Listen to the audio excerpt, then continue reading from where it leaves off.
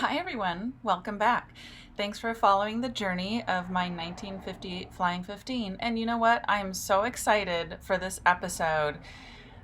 It's a big episode, so get comfy and we're going to go on a little journey together. I obviously have the balers all done. Balers 2.0 are here. I did some sailing and I got some seats done. Let's jump into the balers. So I headed back to the custom welding spot and the balers are done. So here's what the threaded inserts used to look like, and here we go. But all this is, it's just a stainless bolt is all that is that goes through it. How does it go through? How is it threaded in there?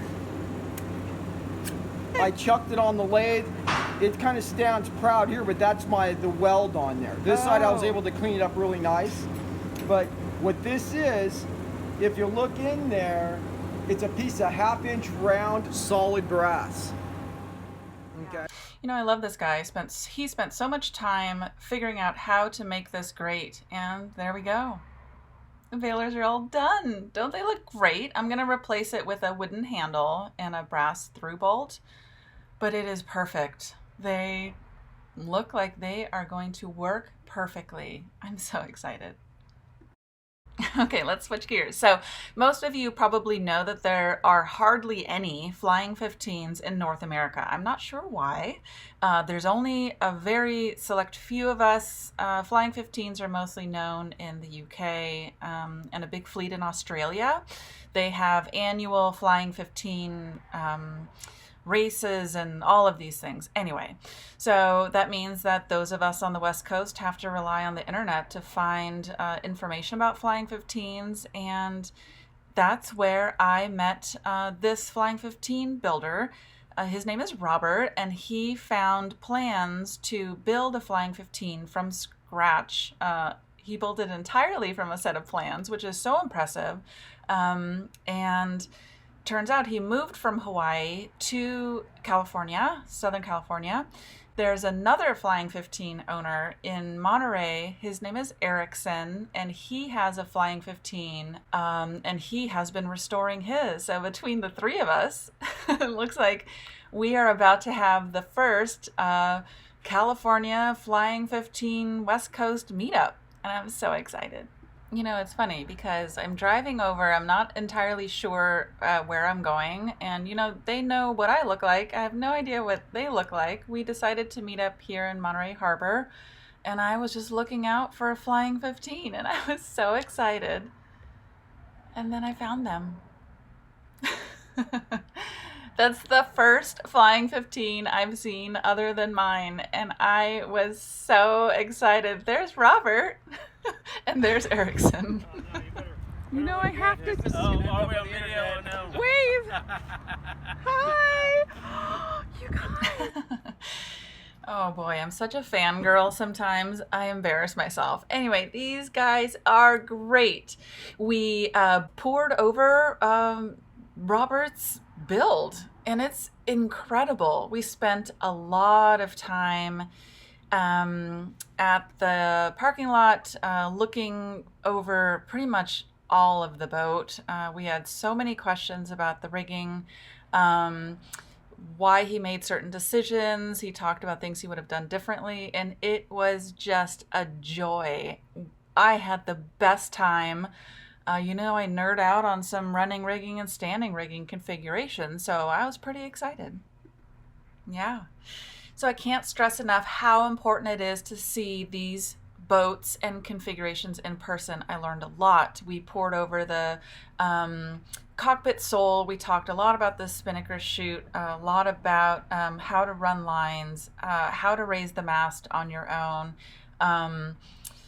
Yeah, we spent quite a lot of time here, and it was so much fun. And then in that same marina is where Erickson keeps his Flying 15, so we walked over there and took a look.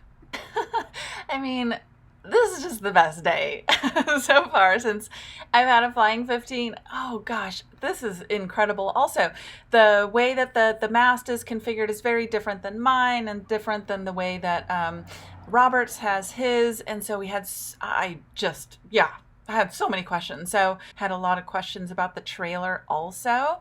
So when he rebuilt his seats, he made them flat on the top, but then also he added like a pipe to add that rounded edge. So I thought that was so interesting. We talked about the spinnaker chute, and talked about balers and hear how the trailer is set up. So you can also see that he did some modifications, which is so fascinating. The keel has an extra fin, which is so fun to see. At the bow, there's kind of a cutwater attached to it, and that's his sweet dog who came along. Wow, wow, wow! Such a great time. We headed out, grabbed some beers, grabbed some food at the pub, and decided we were gonna take Robert's Flying 15 out for for a sail. All three of us. And this is my first time sailing a Flying 15. It was such an incredible experience.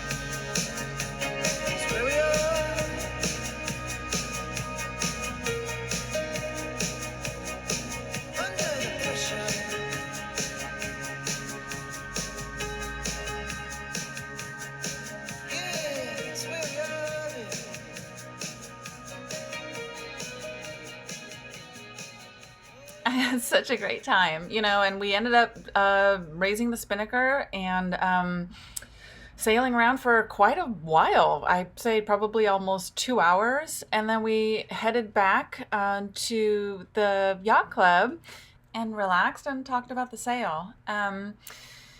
Thank you, Erickson, for being such a lovely host for us for the day. And Crystal, it was so nice to meet you. And Robert, thank you so much for bringing your boat all the way up California so that we could take it for a sail. I had the best time. Wow, wow, wow. Well, I guess that means it's back to building my boat.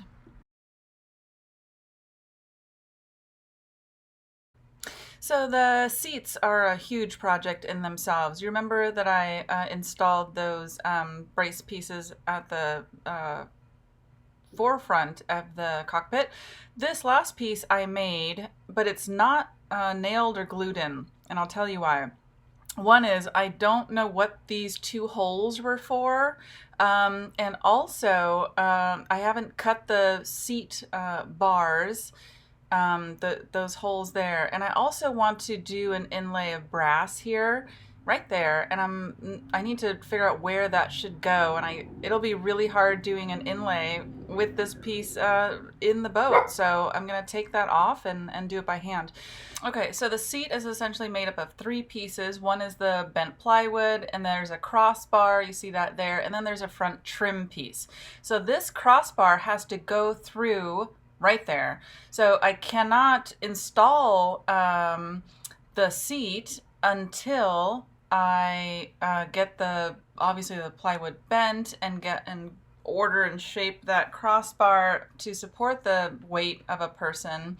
And all of that downward pressure is essentially pushing down on the floor. So I I need to start to figure out how I'm going to end up bending some plywood. And, you know, bending a keelson is one thing. I have learned that bending plywood is an entirely different beast. I wasn't prepared for how difficult it was going to be. So I hope you will learn something. And yeah, there's going to be probably a couple of episodes building these seats.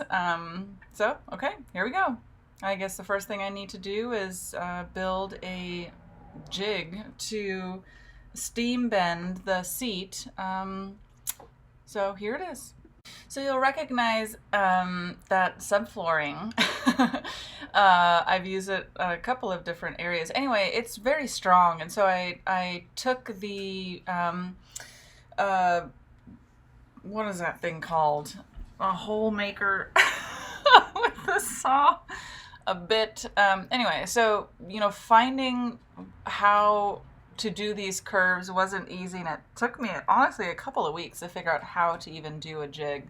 And you know, it's not just building a jig, but it's also how are you going to steam it and where are you going to attach the clamp. So this is what I came up with, and you know, these dogs ended up licking up a bunch of sawdust, which is not good for them, but they seem to enjoy it. So who am I to judge? Anyway, so. Right, so building this jig certainly was not easy, and it took me about 3 days. Part of it is getting it all flush, and so I ended up using the grinder to flatten everything out, and that went pretty well. And then eventually I was done shaping it. So if you remember from previous videos, I steamed wood in a bag, and I found a great way to steam by making a bag of your own by melting the plastic. I'm going to put a link to the video where I found this technique below. It's pretty cool. It's very helpful. I think I'll do that from now on all the steaming that I need to do. So. You know, it's pretty obvious that I quickly run out of room at the house I'm living at now, and I'm pretty excited to move soon to a place that has an area where I can have a proper workshop. So anyway, so steaming is underway. I steamed for about 2 hours total. And I got every clamp I have involved in this process, and guess what? The damn thing didn't budge. It didn't even remotely ripple. You know, marine plywood is no joke. I have found a different technique, so you know, I like to show you guys things that I end up failing on so that you don't make the same mistake in case you happen to be making seats for a Flying 15. Don't do it the way I did. It's not going to work. But I'm going to use this path. And so I'll post a link to this below. And that's it. So I will take up this challenge in another video next time. Okay, you guys. Well, that's all I've got for you today. Thank you so much for following the progress of this boat build. You know, you win some and you lose some, and that's just how life goes, and that's fine. I'm okay with that. I hope everyone's doing well. Take care, guys. It's rough out there. Take care of yourself and each other, and fair winds and following seas. Bye. Hey, before you go, I want to introduce you to a new Flying 15 owner that found this incredible barn find and is doing a restoration. Here's a bit of his video and a link to his YouTube restoration channel below.